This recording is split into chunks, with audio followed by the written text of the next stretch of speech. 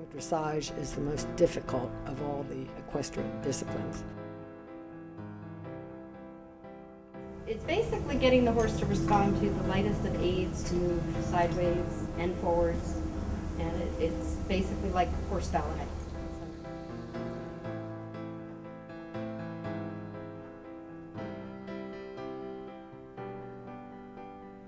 It's a very, very necessary tool, I think, for the training of all horses.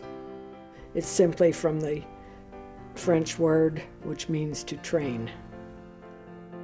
What it should teach you is a greater love and appreciation for a horse. It should really teach you patience and self-control, because in the training of horses, if and when the rider loses their temper, you've lost the battle that day. The horse has won. Horses are fearful creatures. Many times if the rider loses their temper, the horse becomes afraid. And when they're afraid, they do several things. They either run away, or they buck and try to get rid of you, or they just cower and kind of shut down. So it should teach you patience.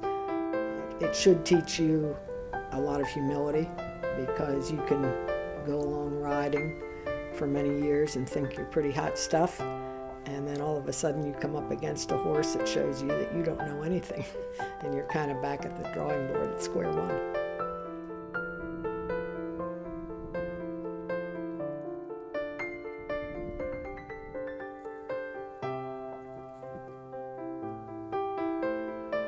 It's a specialized sport. In its highest levels, it can be considered an art form, because the horse and the rider develop a real close sense of communication with each other, so that at some point the rider can almost just think what they want to do and the horse picks up on it.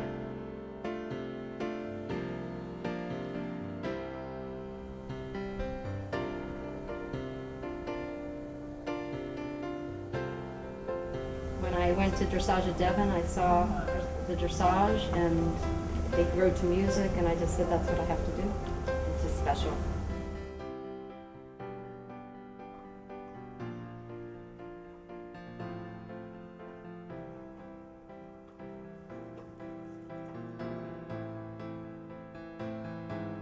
It's a dance, a different kind of dance than people normally think of, but it's just as hard, if not harder, because not only do you have to move yourself in a subtle, strong, communicative way, but that communication is going to the horse, who then responds to each and every movement differently.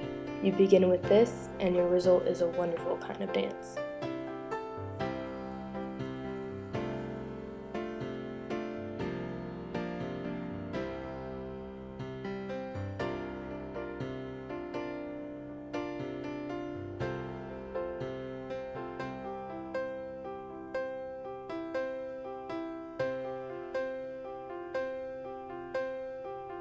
The sport has grown astronomically. Basically, they say it goes back even up to the days of the knights, where they had these huge, big horses that could carry a rider with heavy armor. And the horse that was the most maneuverable and better trained horse, that rider had a better advantage. And then, of course, I think that just evolved into the military, so that a lot of people have seen pictures of a general on horseback reviewing his troops, and you will often see that if you watch the horse is doing a shoulder in, so that the general can be facing his troops and doesn't have to sit there with his head turned, because the horse is angled so that he can face the troops.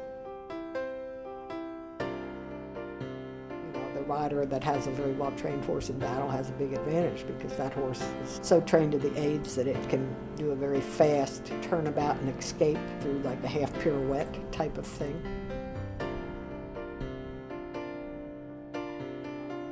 You never know it all, and every horse that you train will teach you something new.